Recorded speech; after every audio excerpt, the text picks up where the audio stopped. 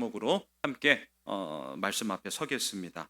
사도 바울은 고린도 교회를 개척하고 기초를 세우는데 1년 6개월 동안 온 힘을 다했습니다.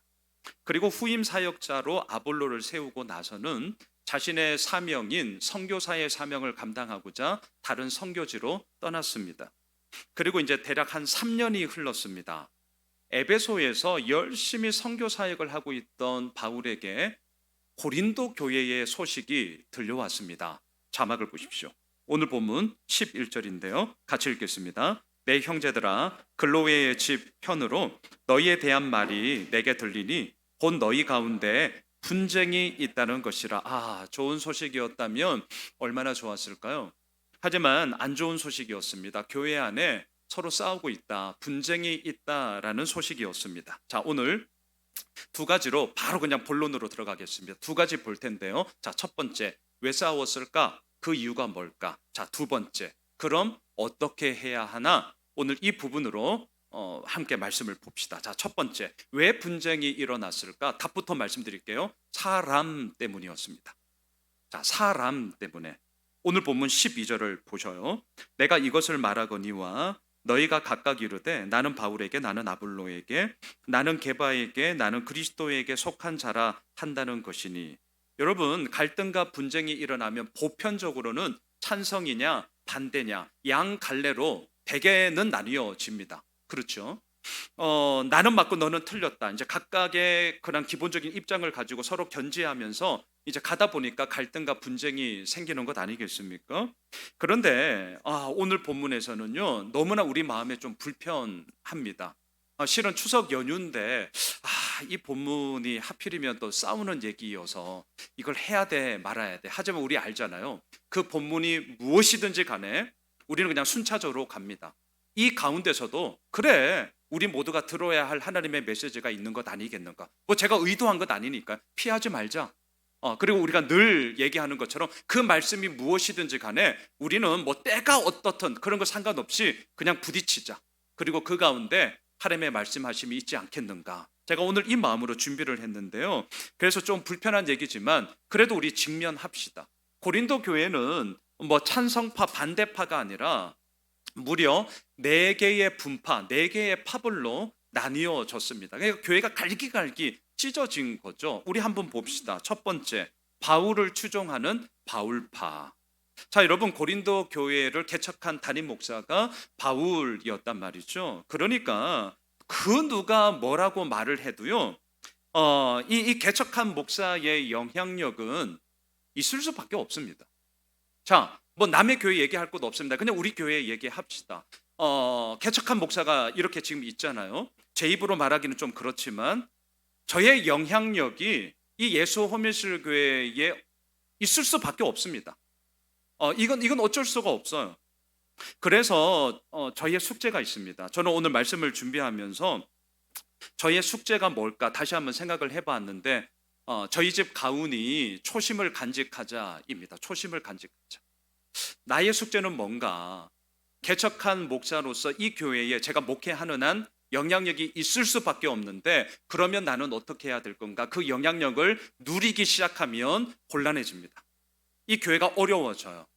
그렇기 때문에 개척하기 전에 그 간절함, 때로는 막 염려함 등등 그 마음의 건강한 긴장감을 제가 잃어버리면 안 된다. 이걸 다시 한번 다짐을 하게 됐고요. 더 나아가서 저도 언젠가는 사역을 내려놓을 때가 있을 터인데 교회의 누가 되는 것이 아니라 정말 본이 되는 마무리도 깔끔하게 끝낼 수 있는 그런 사역자로서 내가 나아가야만 한다.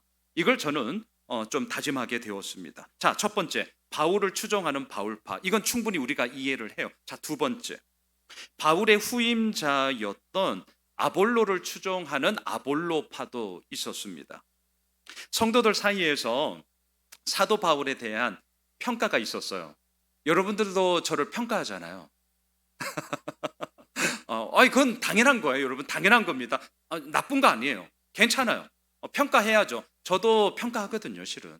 예. 그러니까 건강한 피드백이 돌아야 되는데요. 성도들 사이에서 이 사도 바울에 대한 평가가 어떠했느냐? 자막을 보십시오. 고린도 후서 10장 10절에서 이렇게 평가를 했습니다. 함께 읽을까요? 그들의 말이 그의 편지들은 무게가 있고 힘이 있으나 그가 몸으로 대할 때는 약하고 그 말도 시원하지 않다 하니. 혹평이에요. 혹평. 바울이 쓴 글을 보니까, 바울이 쓴 편지를 보니까 와, 그 글에 힘이 있어요. 소위 필력이라 그러잖아요. 필력이 사람의 마음을 확 휘어잡습니다. 그러니까 얼마나 기대가 되겠습니까? 야, 글로 쓴 것도 이렇게 사람의 마음을 휘어잡는데 바울 이분을 만나면 대단하겠다. 그리고 그 기대감을 가지고 딱 만났어요. 뭐지? 이렇게 된 거예요. 바울 맞아? 아니, 만났더니 뭐 좀 버벅대. 말이 영 시원치 않아요. 스피치가 목회자들에게 있어서 설교는 뗄래야 뗄 수 없는 거기 때문에 스피치 진짜 중요하거든요. 말을 이렇게 좀 여러분 뭐 이렇게 가면 마음은 알겠는데 듣는 분들이 너무너무 힘들어 한단 말이죠. 이거 중요한 부분입니다. 근데 사도 바울은 버벅대요. 말의 언변이 너무 없어. 그러니까 뭐까지 의심이 되냐면, 야, 저분이 이 은혜로운 글을 쓴 분이 맞아? 만났더니 영 아닌데, 야, 이거 잘못된 거 아니야? 이런 식으로 뭔가 이렇게 평가가 그렇게 좋지 않았습니다. 여러분, 이런 평가를 받으셨다면 기분이 어떠시겠어요? 저는 기분 나쁘죠. 설령 그게 사실이라 할지라도 이런 평가를 또 굳이 들으면 기분이 나쁜데, 사도 바울이 어땠냐? 기분 나빠했습니다. 저는 성경을 읽을 때 이런 걸 보면 얼마나 기분이 좋은지, 나만 그런 건 아니구나. 사도 바울도 엄청 기분 나빠했습니다. 어떻게 아느냐? 자막을 보십시오. 고린도 후서 11장 6절에 보면 기분 나빠서 애둘러서 이렇게 얘기를 했거든요. 같이 읽겠습니다. 시작. 내가 비록 말에는 부족하나 지식에는 그렇지 아니하니 이것을 우리가 모든 사람 가운데서 모든 일로 너희에게 나타내었노라. 이 글을 쓰면서 막 믿음 적고, 여러분 너무 오해하지 마세요. 바울도 사람입니다. 썩 그렇게 좋지 않았습니다. 그래서 얘기하는 겁니다. 내가 비록 말에는 부족하나, 내가 들었는데 언변이 없다고? 좋아, 인정해. 하지만 기분은 나빠? 지금 이게 깔려 있어요. 내가 언변은 부족하나, 그렇지만 나 우습게 보지 마. 내가 갖고 있는 지식은 그렇지 않아. 이 얘기를 굳이 쓴단 말이죠. 왜 굳이 쓰느냐? 썩 기분은 안 좋았기 때문입니다. 자, 이처럼 교회 개척한 사도 바울은 언변이 부족했습니다. 자, 그런데 왜 아볼로파가 생겼느냐? 소위 말해서 이제 그 후임 목사님인 아볼로의 장점이 있었어요. 자막을 보십시오. 사도행전 18장 24절. 자, 같이 읽겠습니다. 알렉산드리아에서 난 아볼로라 하는 유대인이 에베소에 이르니 이 사람은 언변이 좋고 성경에 능통한 자라. 이런 거예요. 그러니까 늘 역사는 극과 극을 치는데 이제 균형을 잡아야 되는데, 실질적으로는 그런 게 정말 어렵습니다. 그러니까 일대 담임 목사의 약점이에요. 약점. 언변이 좋지를 않아. 물론 1년 6개월이라는 뭐 그런 긴 시간은 아니었지만 여하튼 그런 약점이, 피드백이 성도들 사이에 있었어요. 그러다가 이제 2대 담임 목사를 청빙해야 돼. 누굴 청빙하겠어요? 그거로 튀는 거죠. 아볼로를 딱 만났는데 와, 설교를 하는데 막 그냥 휘어잡아. 사도 바울과는 완전히 다른 모습이에요. 은혜 받죠? 은혜 받죠. 은혜 받죠. 그냥 막 설교를 듣는데 막 마음이 막 녹아지는 거예요. 사도 바울에게 있어서는 전혀 경험하지 못했던, 그렇다고 사도 바울이 잘못했냐? 그거 아니잖아요. 하지만 그런 아쉬웠던 부분들이 아볼로로 말미암아 막 그냥 속이 시원해지는 겁니다. 그러니까 어때요? 아볼로를 따르는 아볼로파가 생길 수밖에 없었던 것이죠. 자, 세 번째, 게바라고 오늘 본문에 표현되어 있는데 베드로를 따르는 게바파가 생겼습니다. 예수님의 제자로서 이 베드로, 그의 네임 밸류는 타의 추종을 불허합니다. 이 당대의 베드로 하면 그냥 먹고 들어가요. 얘 네임 밸류를 따라올 수가 없습니다. 특별히 베드로를 추종했던 자들은 누구였을까? 유대인 출신 성도들이었습니다. 자, 여러분 이게 참 미묘한 거예요. 유대인 출신 성도들이었습니다. 왜냐하면 바울의 말씀과 가르침에는 바울이 오해는 하지 마십시오. 율법을 완전히 없어도 된다라고 말은 하지 않았습니다. 율법은 우리를 이끄는 초등학생 선생님이다. 이 표현 갈라디아서에 분명히 있습니다. 그럼에도 불구하고 그의 설교의 방점은 예수 그리스도의 복음에 강조점을 하도 두다 보니까 그 설교를 듣고 그 가르침을 듣는 유대인들은 뭔가 좀 불편했습니다. 왜냐하면 유대인들은 말 그대로 율법이 그들의 삶의 토대예요.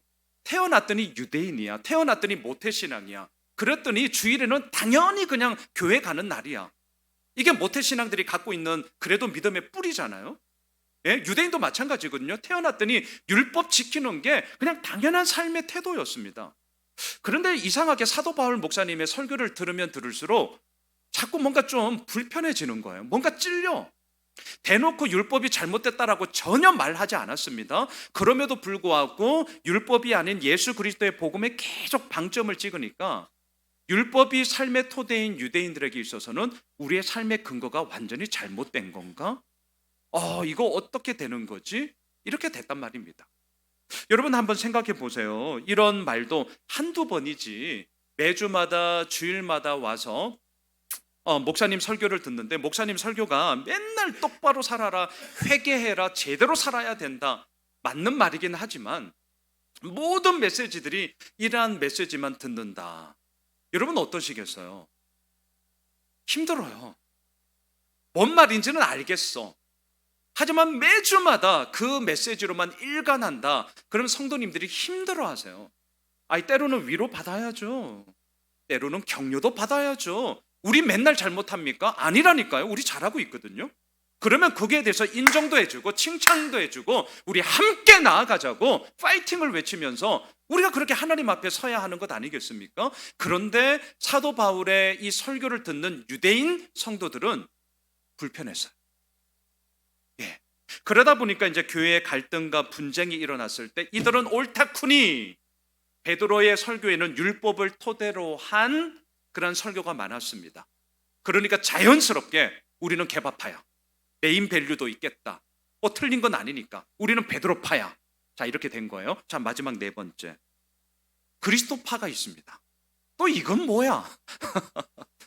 이들은요. 지금 이 고린도 전서 편지가 대략 AD 55년경에 쓰여졌습니다. 그러면 예수님이 부활 성천했을 때가 언제냐? 우리 정확하게 알 수는 없어요. 하지만 그냥 보편적으로 AD 33년. 왜? 30살에 공생애를 해서 3년간 공생애를 하다가 부활 승천하셨잖아요. 그러니까 그냥 우리가 보편적으로 한 33년이라고 칩시다. 그럼 55년, 대략 20년 내외예요. 어떻겠습니까? 예수님의 말씀을 직접 들었던 사람이 이 당대에 있습니다. 5병이요, 7병이의 기적을 경험했던 사람들이 있다니까요.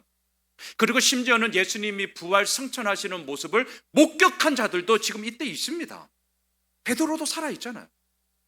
그러다 보니까 직접적이든 간접적이든 예수님과 관련이 있는 자들을 중심으로 해서 야, 속 시끄럽다. 바울파 웃기고 있네. 아볼로파 웃기고 있네. 게바파 웃기고 있네. 우리는 그리스도파야. 자, 이제 이렇게 된 것이죠. 자, 보세요.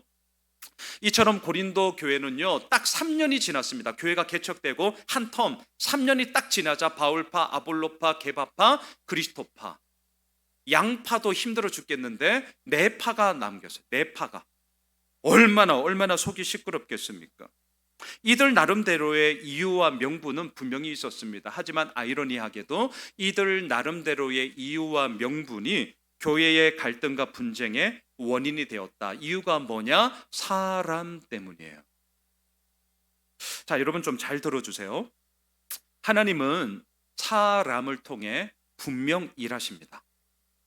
그래서 우리가 하나님의 도구인 거죠. 그런데 고린도 교회가 나뉘어진 이유는 사람을 통해 일하시는 하나님에게 집중하는 것이 아니라 하나님의 도구로 그저 쓰임 받는 사람에게 집중했기 때문입니다. 이걸 다시 이렇게 말할게요. 교회는 오직 한 분 하나님만이 남으셔야 되는데 고린도 교회는 사람만 남았기 때문입니다. 자, 사람의 이야기 때문이에요. 흔히들 이런 얘기를 하십니다. 김 집사, 교회 있잖아. 사람 보지 말고 하나님만 보고 다녀. 그런 얘기 많이 들으셨죠? 네. 교회에 사람 보지 말고 하나님만 보고 다녀. 이런 얘기. 자, 왜 이런 얘기를 하냐고요? 사람 보면 실망하니까. 네, 목사 보면 실망하니까. 그런데 어떻습니까? 우리도 지금 예수 호메실 교회를 다니고 있지만 우리 눈에 보이는 건 사람이에요. 여러분 지금 주변에 이렇게 보시면 온통 사람밖에 안 보여요. 하나님 안 보여요. 여러분 하나님 안 보입니다. 자, 이 말을 잘 생각하셔야 됩니다. 그렇다 보니까 사람 보지 말고 하나님만 보고 다녀. 무슨 말인지 저희들 알아요. 다 뭔 말인지 다 압니다. 자, 그런데 우리가 신앙생활 하는 가운데 이 말이 정말 적용될 수 있을까? 저는 솔직하게 말씀드릴게요. 어렵습니다. 그러니까 뭔 말인지는 알겠지만 우리의 실질적인 신앙생활 가운데 이 말이 적용되는가? 어렵습니다. 자, 제가 왜 어렵다라고 얘기하느냐? 이유가 있어요. 여러분 교회 다니시면서 이런저런 상처 많이 받으셨잖아요. 그래서 우리 앞서 이범철 장로님이 상처받은 자에게 위로를, 아픈 자에게 치유를, 이렇게 우리가 늘 기도한단 말이죠. 왜 상처를 받으셨어요? 하나님 때문에? 그런 분 한 분도 제가 못 봤습니다. 사람 때문에. 네, 사람 때문에. 여러분 교회 다니면서 마음이 불편하고 어려울 때가 있으셨잖아요. 왜요? 사람 때문에. 만일에 사람 보지 말고 하나님만 보고 교회 다녀, 이 말을 가지고 그렇게 하셨다면 상처받을 이유가 없죠. 왜? 말 그대로 사람 안 보고 하나님만 보고 교회 다니셨으니까. 근데 우리의 이야기 속에는 상처가 있단 말이죠. 불편함이 있단 말이죠. 마음의 무거움이 있단 말이에요. 그럼 이게 무슨 말이죠? 말로는 사람 보지 말고 하나님만 보고 다녀라고 거울 좋은 얘기는 하지만 실질적으로 우리의 삶을 딱 들여다보면 안 된다는 거예요. 우리 교회도 예외 아닙니다. 하나님이 안 보여요. 우리 눈에 보이는 건 온통 사람밖에 없어요. 자, 그러면 이 말은 틀린 말이에요, 실은. 제가 제대로 맞는 말을 말씀드릴게요. 이렇게 하셔야 됩니다. 사람 제대로 보셔야 되고 하나님 제대로 보셔야 돼요. 이게 맞는 말입니다. 이거 진짜 잊지 마셔요. 사람 제대로 보셔야 되고요. 하나님 제대로 보셔야 합니다. 자, 그럼 두 번째. 목사님, 어떻게 해야 제대로 볼 수 있는 겁니까? 자, 오늘 두 번째 포인트. 오늘 본문 10절을 보십시오. 자, 10절 우리 같이 한번 읽으시죠. 형제들아, 내가 우리 주 예수 그리스도의 이름으로 너희를 권하노니 모두가 같은 말을 하고 너희 가운데 분쟁이 없이 같은 마음과 같은 뜻으로 온전히 합하라. 여러분 이 구절을 읽으면서 여러분들의 마음속에 요 말이 들어올 거예요. 아우, 지당하신 말씀. 뭐 맞는 말이지. 하지만 뒤에 점점점 여운이 좀 길지 않으세요? 너무나 맞는 말이에요. 하지만 아이러니하게도 그렇기 때문에 많은 분들이 이렇게 반문을 합니다. 어떻게 반문하시느냐? 같은 말, 같은 마음, 같은 뜻으로 온전히 합하라. 목사님, 이렇게만 할 수 있다면 얼마나 좋겠습니까? 하지만 이게 과연 가능할까요? 여러분 어떻게 생각하십니까? 이게 진짜 과연 가능할까요? 저는 아내와 2001년에 결혼했어요. 결혼한 지 이제 만 23년. 같은 말, 같은 마음, 같은 뜻으로 온전히 하나가 되는가? 이제 제가 말을 잘해야 되는데 그럴 때가 점점 많아지고 있습니다. 솔직히 그럴 때가 점점 많아지고 있습니다. 하지만 결혼한 지 만 23년이 지났음에도 불구하고 때로는 그렇지 않을 때도 있습니다. 23년, 연애 3년, 26년을 저의 인생의 절반 이상을 한 여인과 살며 나가는데도요, 같은 말, 같은 마음, 같은 생각으로 온전히 합하라, 그렇게 안 될 때가 여전히 있습니다. 그럼 생각해 보셔요. 오늘 우리도 마찬가지입니다. 우리 교회도 대부분은 일주일에 한 번, 길면 한 2시간, 목장 모임까지 치면 한 3시간, 그렇게 우리가 만났다 헤어집니다. 대부분은.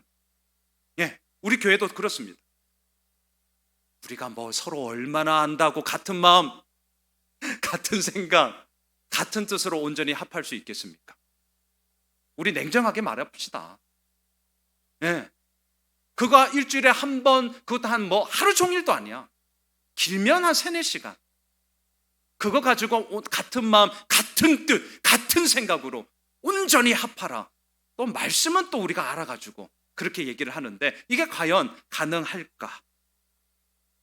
어렵습니다. 너무 막 초치는 얘기를 해요. 지금 목사가.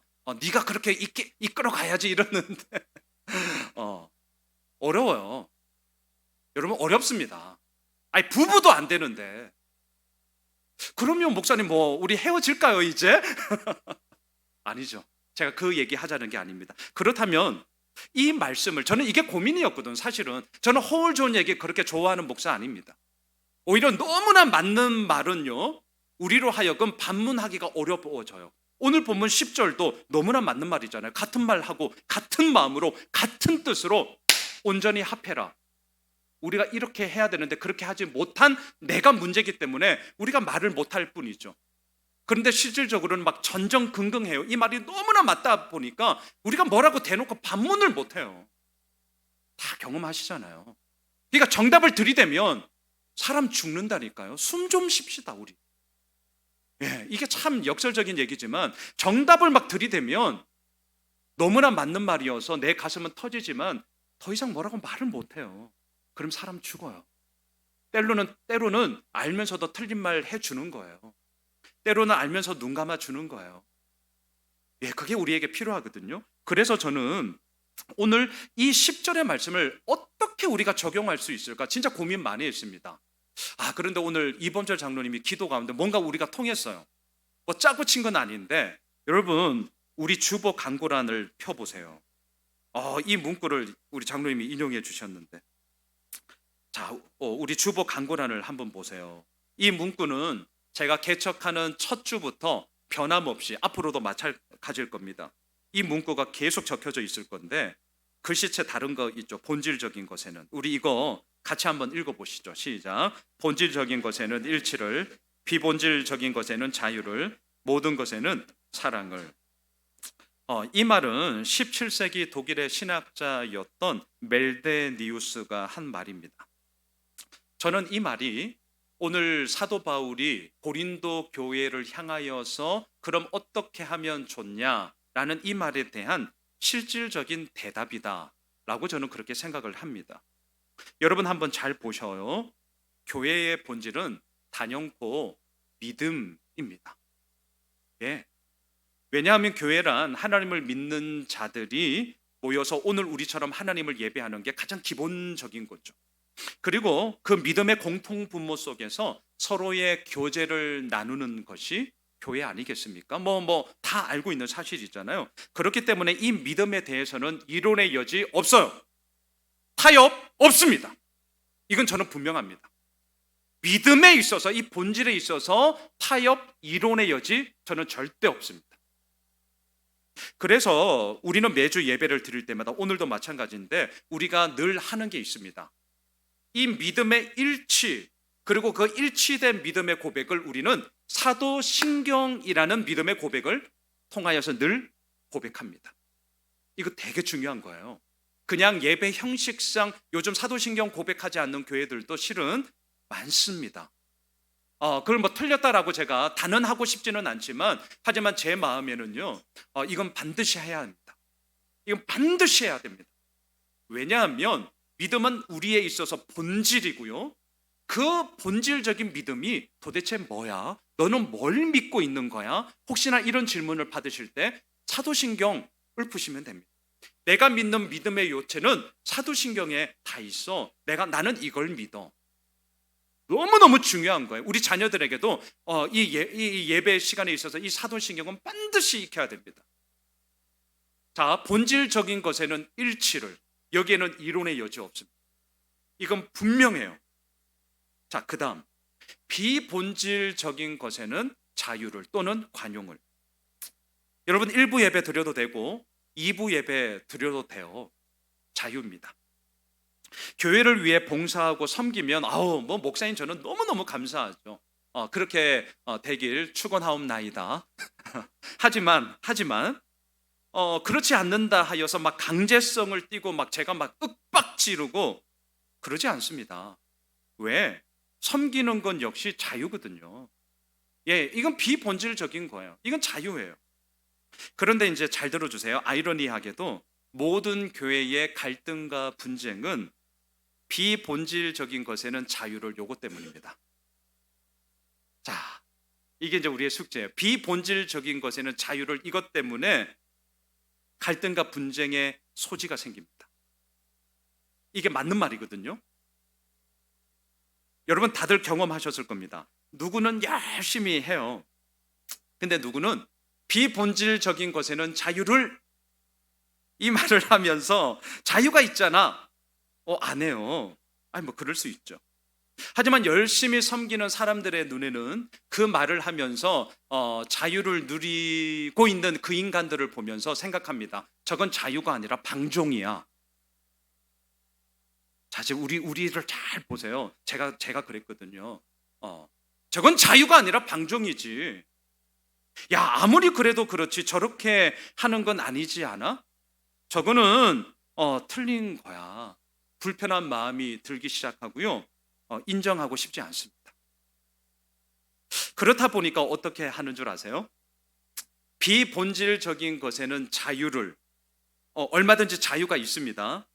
하지만 실질적으로 우리 교회도 이제 마찬가지인데 비본질적인 것에 자유를 두다 보니까 어떤 문제가 생기냐? 했냐 안 했냐 이거부터 시작해서 갈등과 분쟁의 원인이 싹 타올라요. 그래서 비본질적인 것에는 자유를 이라고 말은 하지만 실질적으로 우리 교회도 마찬가지인데 점점 더 비본질적인 것에도 일치를 가하기 시작합니다.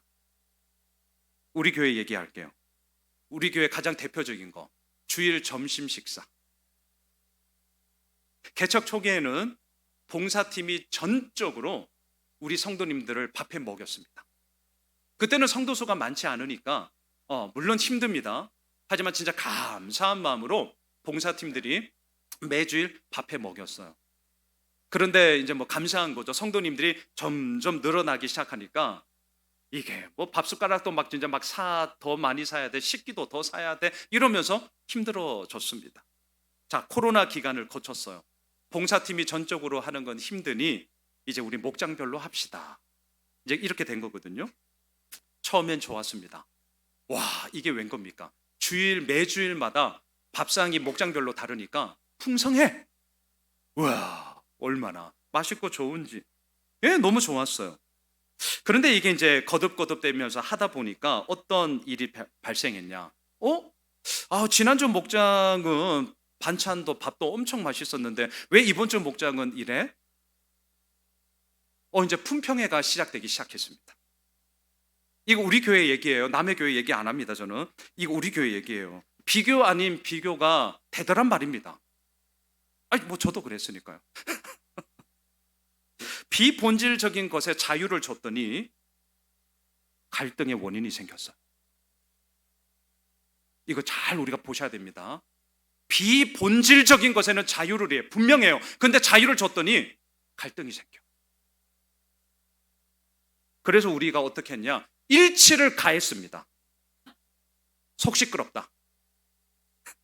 3가지 메뉴다. 콩나물 국밥, 카레, 짜장. 그 외에는 없다. 그래서 우리가 지금 하고 있습니다. 이렇게 된 거예요. 자, 이렇게 된 거예요. 이게 그냥 처음부터 나온 게 아닙니다. 자, 제가 지금 왜 이야기를 하느냐?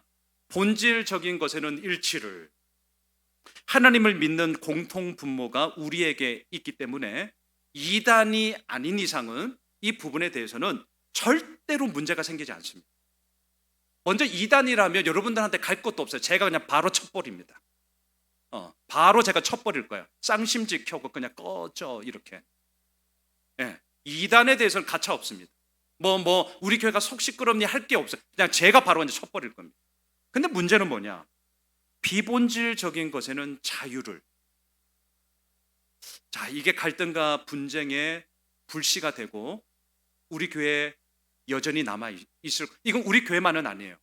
근데 왜 그러냐? 비본질적인 것에는 자유를 맞아요. 이게 분명히 맞기 때문에 그렇습니다.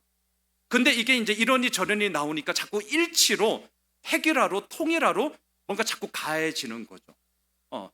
이게 이제 목회의 이제 밸런스를 잡아야 되는데 이게 늘 저의 숙제이긴 합니다. 자, 그래서 세 번째 뭐가 있어야 되느냐? 모든 것에는 사랑을, 이게 겸비가 되어야 합니다. 자, 이 말을 오해하지 마셔요. 모든 범위를 열어놓고 다 사랑해야 된다, 이거 절대 아닙니다. 본질적인 것에는 일치를, 이게 출발점이에요.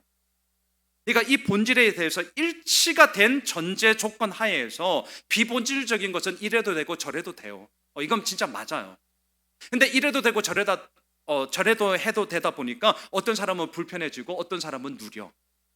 그런 얘기가 반드시 나온단 말이죠. 그래서 세 번째, 모든 것에는 사랑을. 이게 계속 우리들에게 이루어져야 하는 것이죠. 저는 모든 것에는 사랑을, 이 말을 저는 제 얘기할게요. 실질적으로 어떻게 적용하느냐? 충분히 그러실 수 있겠다. 저는 이거를 이렇게 적용합니다. 그러니까 홀 좋은 얘기 하지 맙시다. 모든 것에는 사랑을. 이게 실질적으로 저는 이렇게 적용해요. 충분히 그러실 수 있겠다. 장로님이 저 말씀을 하시는데, 우리 권사님이 저 말씀을 하시는데, 집사님이 저 말씀을 하시는데, 그래, 충분히 그러실 수 있겠다. 저는 그 마음을 갖고 듣거든요. 제가 따끈따끈한 얘기하고 이제 마칠게요. 지난주 제자반에서 있었던 얘기입니다. 따끈따끈한 얘기. 우리 저 뒤에 앉아 계시는 검정 마스크를 오늘 쓰고 오셨네요. 제 눈을 피했어요. 자, 고개를 드십시오. 우리 김정기 집사님이 저 계세요. 우리 집사님이 이렇게 말씀하셨어요. 목사님, 새 가족들이 등록을 하면 우리가 환영을 하는데, 그때 부모님과 함께 온 우리 자녀들까지 환영하는 거 너무너무 좋아요. 보통 교회 그렇게 잘 안 하잖아요. 어른들만, 물론 부서에서 다 환영은 하지만. 근데 목사님, 섭섭함이 있습니다. 섭섭함이 있습니다. 부모님은 안 다니지만 혼자서 교회에 오는 친구들 왜 환영해 주지 않습니까? 우리 저 뒤에 우리 존도 오늘 왔네요. 왜 부모님은 우리 교회 안 오지만 오는 친구들이 있는데 왜 환영해 주지 않습니까? 우리 집사님 조카 시우가 오늘은 안 왔죠. 손자. 조카 아들이니까 손자네, 손자. 손자뻘. 목사님, 저희 손자뻘 되는 우리 애도 지금 교회 나오는데, 할아버지 입장에서 보면 부모 따라 온 애들은 작년 예배 때 꽃다발도 주고 환영해 주면서 혼자 교회에 오는 애들은 그렇게 안 해주는 거 섭섭합니다. 목사님, 부모 없이 교회 오는 애들이 더 대단한 것 아니에요? 진짜 이거 더 대단한 건 맞잖아요, 사실.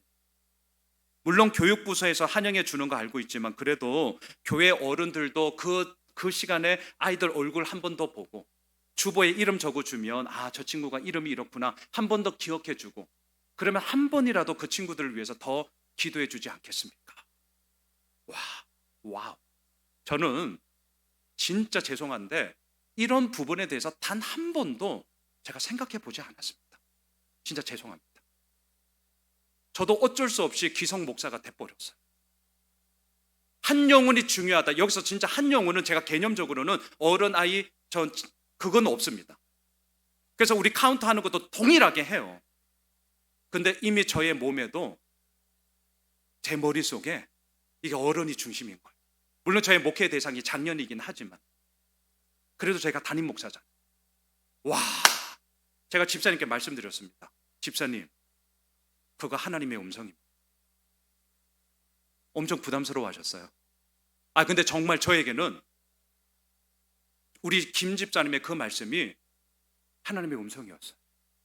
제가 진짜 고민했습니다. 제가 말씀드렸어요. 집사님, 제가 그 부분을 어떻게 적용하면 좋을는지 제가 고민하고 기도하고 제가 실천할게요. 그리고 내렸어요. 오늘 하면 좋았겠는데 그냥 미리 물어봤더니 추석이어서 오늘 다 못 왔어요.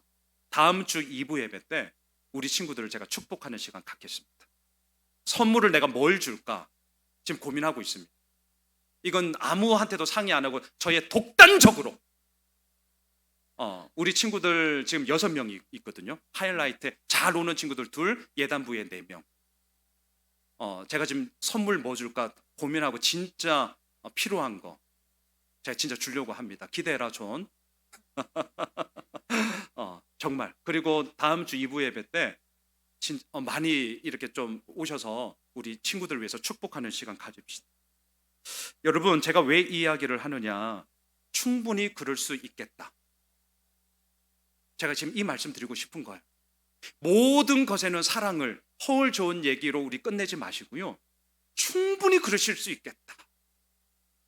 그래서 너무 죄송했고, 그리고 너무 고마웠습니다. 그래, 이게 교회지. 목사 어떻게 혼자 다 합니까? 제가 잘 못 보거든요. 이런 말씀을 해 주셔야 합니다. 그래야 이 교회가 남녀노소 가릴 것 없이 모두가 하나님 앞에 온전히 서 있는 교회가 될 수 있기 때문입니다. 말씀을 정리하겠습니다. 어찌 나뉘었느냐? 사람 때문에 나뉘어졌어요.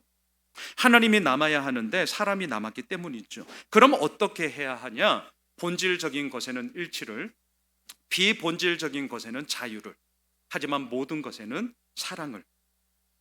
사랑하는 예수오메실 가족 여러분, 참 어렵습니다. 하지만 아시잖아요. 어렵다고 해서 안 할 거냐? 안 됩니다. 해야 됩니다. 그리고 우리는 이미 해가고 있습니다. 지금 잘하고 계시는 거예요. 주보 칼럼을 썼습니다. 나님과 나눔. 또 저의 주특기가 워드플레이. 나님과 나눔. 나님을 해결할 수 있는 것은 나눔입니다. 제가 잘 쓰는 용어 쓰겠습니다. 기꺼이 깨뜨려짐이 이 나뉘어짐을 이겨나갈 수 있는 해결책입니다. 이거 쉽지 않지만 우리 한번 가봅시다. 우리 한번 가봅시다. 그리고 기대하고 우리 기도합시다. 하나님은 우리 교회를 나님이 아닌 나눔, 깨어짐이 아닌 깨뜨려짐을 통해 당신의 일을 행하실 것입니다. 바라기는 이러한 믿음의 여행에 우리 모두 함께 하면서 기쁨과 감사를 누리게 될 것이고요, 아울러 풍성한 추석 연휴가 되시길 주님의 이름으로 축복합니다. 우리 다 함께 일어나